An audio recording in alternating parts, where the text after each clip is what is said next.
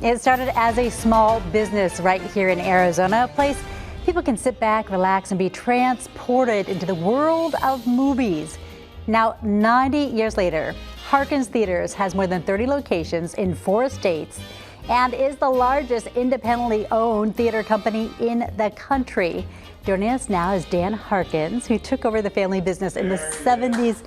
Paul's cheering for you, and we need Paul just mic'd up at all times. Dan, thanks for being with us. Oh, sure, of course. Tell me the story about how your dad founded Harkins Theaters, because it was Harkins Theater. One. Right, just one. My dad, as a little boy, read a series of books called The Hardy Boys.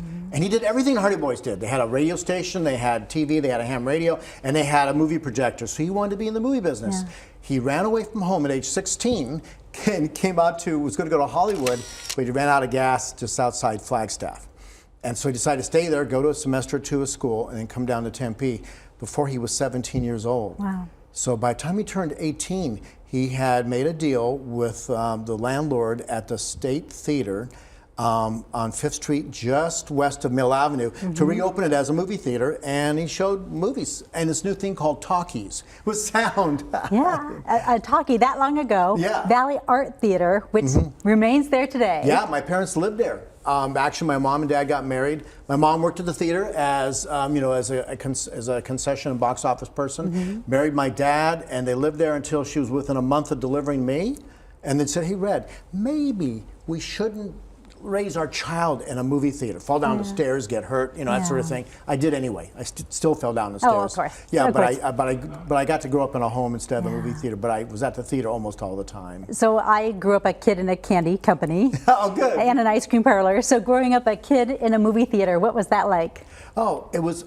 I couldn't wait till weekends when I was not off school, like kindergarten, first grade, go to work with my dad, sit in the front row with a giant bag of popcorn, probably taller than me, and just eat popcorn all day and watch, like Alfred Hitchcock films, all these old Disney films too, back then. Everything was rated G, PG back then, so it was real easy to go to the movies every weekend. I loved it. And then when I could be in the projection booth and help start the show, believe it or not, it was even fun to clean up the auditoriums during intermission. Yeah.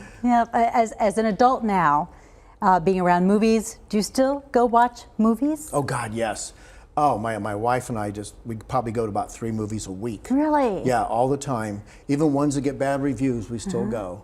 And we love it. And we love it. I saw Oppenheimer twice, and I saw Barbie 3 times. So that's, I guess, makes me a Barbenheimer. A movie buff for sure. A movie buffy for sure, yeah. You don't say, huh? Oh God, yeah. We just talked about the Hollywood strike. How has that impacted you? Well, so far we haven't really seen an impact right now, but Dune, the movie Dune, was supposed to come out at Thanksgiving, Christmas, and it's been pushed back to March. And so far, that's the only thing we've seen. So we're kind of praying that it's over, because we're going to start seeing the effects probably next year if we don't, get it back in production again. Yeah, it looks like negotiations hopefully will be going well. Yeah. You also survived the pandemic. In 90 years, you survived a lot of things, the pandemic being one of them. And then movie theaters hit so hard because you think of how close we sit in a closed space. You can't do open dining there. No, true. And right, in fact, I profess this to my bankers. What industry is more resilient than the motion picture theater industry, exhibition, what I'm in? We've gone through, like all kinds of competition, television. We went through the pandemic. Movie theaters are so resilient. We stick around because folks want to get involved in an auditorium with their fellow moviegoers and laugh and cry and scream and escape reality watching a movie. It's great fun. It is great fun for 90 years. I know you're wearing that tie for a reason. Oh yeah, I'm wearing this tie because Fantasia, who stars Mickey Mouse, by the way, is going to be featured this Saturday at 5 and 5:30 at my Camel View Theater. Admission's only $9, and we are looking forward to it. We're bringing it back because it was Fantasia, the re-release of Fantasia in 1982. That was like the pivot point when Harkins Theaters could say we were making money and we're not in dire danger of going out of business. Yeah. And even thinking about the pandemic, you were selling popcorn takeaway. How did that even work? Oh God, you have a good memory. Yes, because we couldn't open. Theaters were closed for about 17 weeks. That we decided to sell popcorn just out our front door, big party bags and bigger bags. And it went great. I remember going to one of my theaters and there was a line for an hour and nobody was complaining. They go, we're happy to be here to buy popcorn. Yeah. So apparently we are being acclaimed by our customers as the best popcorn. Yeah, I believe it. It's good. Extra butter, please, and I eat salt. it every day. It's so good. Do you have a pet theater, a favorite theater? Well, I have two actually. The Valley Art in Tempe has to be a pet theater because my parents lived there. Yeah. Upstairs in a little bijou apartment, no window, just a little room about the size of a walk-in closet until I was born. At the Valley Art. And then the Camel View is a favorite theater too because we showcase first-run foreign films, art films there, and the technology, everything about it. Even though the theater is like 7 or 8 years old, it's still state-of-the-art, and everything is great about the Camel View. And all the theaters are great too. 90 years, what's the future? Oh God, I get asked, every time we have an anniversary, you guys ask me that question. And the future is, probably in the seating, the auditoriums, the seats will get bigger and longer and probably be able to spend the night. And then as far as everything else is going to be in the production realm, and folks are thinking, gee, isn't cable and streaming bad for us? Not really. It sends more money into Hollywood so they can produce more movies that we show first. So I'm happy.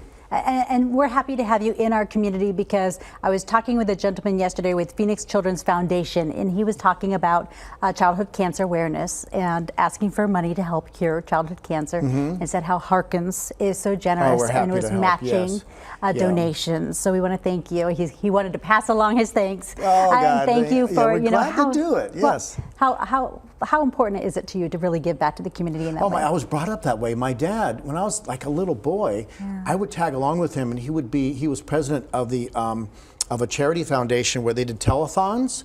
I don't know what their name was then, but anyway, did telethons to raise money for a good cause. I think cerebral palsy, and I would go to the telethons with him. So it was like ingrained in me. And I remember he told me, you got to get back to the community. And even during my dire times in the 70s when we almost went out of business, we always did charity runs. We did special benefits for charity groups here in town.